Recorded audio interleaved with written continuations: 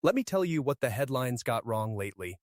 They keep turning Social Security into a one-line slogan, always take it early, or the opposite, always delay to 70. And here's the reality. That kind of advice is clean, it's confident, and it can be expensive. And I think you deserve the full story. So here it is. I'm recording this video right now because this topic is quietly costing retirees real money. Comment where you're watching from so I can see how far these videos travel. And real quick, if you value calm, numbers-first retirement breakdowns like this, do me a favor. Subscribe and comment Retirement Risk Watch so the algorithm knows you want more of this. Now, in case you haven't seen what I'm talking about, here's the claim making the rounds. Take Social Security at 62 because you might not live long. Delay to 70 because it's the best deal. It's basically a guaranteed 8% return. Just do the break-even chart. And on the surface, it sounds airtight. But when you slow it down piece by piece and you look at longevity risk, spouse planning, taxes, and sequence risk, you realize the reality is more nuanced. That's not the whole story. That's not even half of it. So I'm going to break down three things. First, the real decision you're making when you choose 62 versus full retirement age versus 70.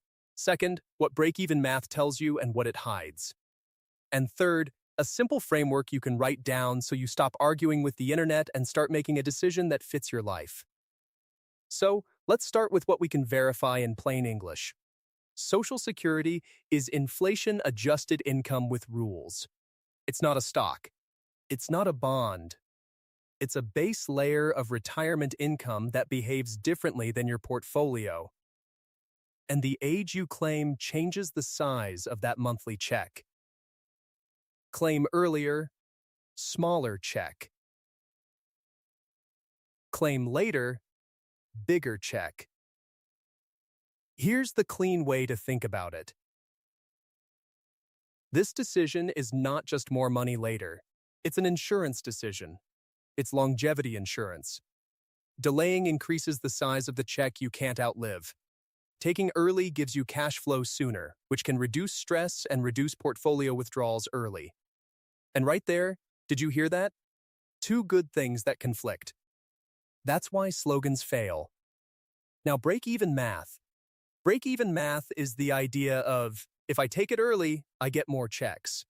If I delay, I get bigger checks. At what age does delaying pay off? That is useful. But it's incomplete. Because break-even math usually assumes your life is a straight line. Same tax situation. Same spouse situation. Same market situation. Same spending needs. Real life is not a straight line. Here's a question for you. What do you care about more? Maximizing total dollars over a lifetime? Or maximizing guaranteed monthly income later in life? Comment total or monthly. Because those are different goals and they lead to different claiming strategies. Okay. Now here's where it gets interesting. The Social Security decision is really 5 decisions hiding inside one. Decision 1. Do you need the income now to reduce stress and reduce portfolio withdrawals? If you retire and you don't have a pension, and your portfolio is doing all the heavy lifting, claiming earlier can reduce how hard you pull from the portfolio in the danger zone years. That can protect you from sequence risk. That's not hype. That's mechanism. Decision 2. How long do you realistically need this income to last? This is the awkward part. Nobody wants to talk about mortality. But the system is literally priced around it. If you have longevity in your family, or you're healthy, delaying can be a powerful hedge, bigger guaranteed income later when you may be less able or less willing to go back to work. Decision 3.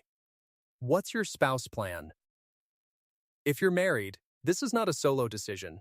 The higher earner's claiming choice can affect survivor income in many cases.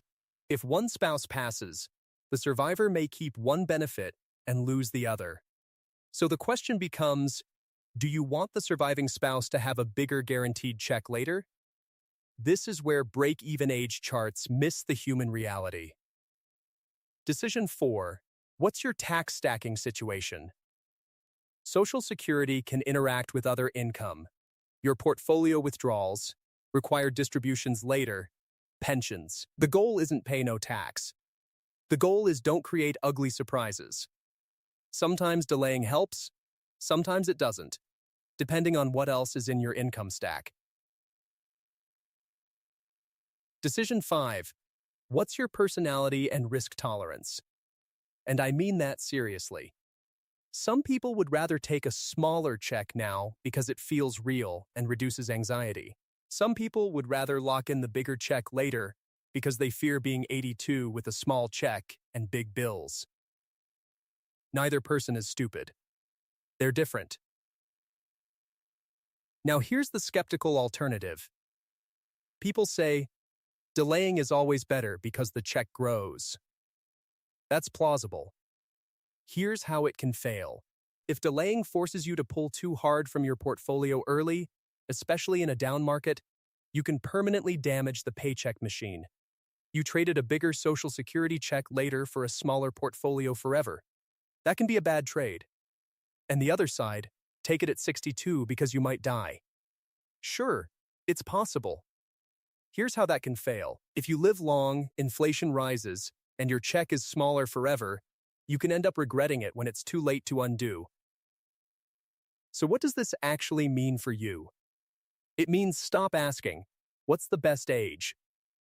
Start asking, what job do I need Social Security to do for me? Here's the clean way to think about the job. Job A, early cash flow that reduces portfolio stress and makes retirement feel safe. Job B, later life guaranteed income that protects against longevity and inflation. Job C, spousal protection and survivor stability. Your claiming decision is choosing which job matters most. Now, here's a simple action plan. No drama. Step 1. Write down your baseline monthly spending number and subtract any guaranteed income you already have. Pension, annuity, anything stable. The gap is what your portfolio and Social Security have to cover. Step 2. Write down 3 claiming scenarios: early, around full retirement age, and later. You don't need perfect numbers for this first pass. You need relative size and timing so you can see the trade-off. Step 3. Stress test the first 5 years of retirement. If you delay Social Security, how much extra do you need to pull from the portfolio each year to cover the gap? If the market drops 20 to 30% in that window, can your plan handle it without panic? If not, delaying might be too aggressive for your temperament or situation. Write it down. Decide X first, then Y. Now, I want to give you a practical framework I use that keeps this decision grounded. If you have strong guaranteed income already and your portfolio is not under pressure, delaying often becomes more attractive because you're buying a bigger inflation-adjusted floor. If you do not have strong guaranteed income and your portfolio will be the main paycheck, claiming earlier can be a valid risk management move because it reduces forced withdrawals early. If you are married and you're the higher earner, consider the survivor angle as a major factor, not a footnote. If you're in poor health or you truly need the cash flow now, claiming earlier may be less about optimization and more about life. Now, here's what to watch next. Watch your spending flexibility. Watch your portfolio withdrawal rate. And watch whether delaying forces you into a withdrawal pattern that makes you lose sleep. If you're losing sleep, your plan is too tight. Keep it sane. Now, let's map 3 plausible paths without pretending we can predict the exact market. Path 1. Markets cooperate and you delay successfully. In this world, the bigger check later feels amazing. It reduces pressure as you age, and it can reduce how much you need from the portfolio later. Path 2. Markets hit you early. In this world, delaying can be psychologically and financially harder. because you're pulling from a declining portfolio while waiting. If you don't have runway and flexibility, you can break the plan. Optional Path 3. One spouse passes earlier than expected. In this world, survivor planning matters more than break-even charts. The household income changes. The bigger guaranteed check can be a stabilizer, but only if your overall plan supported delaying without breaking. I'm not predicting it. I'm saying it's within the set of things life can do. Now here's the uncomfortable truth. A lot of Social Security advice is delivered like a flex. Like if you delay, you're smart, and if you claim early, you're foolish. That's nonsense. The right question is, what risk are you trying to control? Because claiming is risk management, not a personality test. And the two biggest risks are these: sequence risk early and longevity risk late. You usually can't eliminate both. You choose your trade. Here are the rules I use, and you can steal them. 1. Decide your maximum withdrawal guardrail first. Write it down. If you're losing sleep, you're pulling too hard, or you're invested too aggressive. 2. When markets run hard and you're up a lot, refill your cash runway. Not forever, just enough to buy you time. 3. Don't confuse income with safety. A high yield is not a safety guarantee. 4. The best time to make a retirement decision isn't when you're scared or hyped. It's when you can still breathe and do the math. So here's what we covered. We covered that claiming age is an insurance trade, not just a math puzzle. We covered that break-even charts help, but they hide taxes, spouse outcomes, and early retirement sequence risk. And we covered the action plan. Define what job Social Security needs to do, model 3 scenarios, and stress test the first 5 years so you don't build a plan you can't emotionally follow. The real risk isn't just the market. It's timing, taxes, and behavior. So if you're deciding 62 versus full retirement age versus 70, stop looking for a slogan. Build a system. Now, here are my questions for you. First, are you leaning early, full retirement age, or delay? Comment early, FRA, or 70. Second, are you single or married? Comment single or married, because that changes the whole conversation. If you got value out of this, subscribe and comment Retirement Risk Watch so I know you want to follow up when the next update hits. And if this helped you, share it with someone who's trying to retire without making expensive mistakes. All right, take care of yourself, stay sharp, and I'll talk to you soon.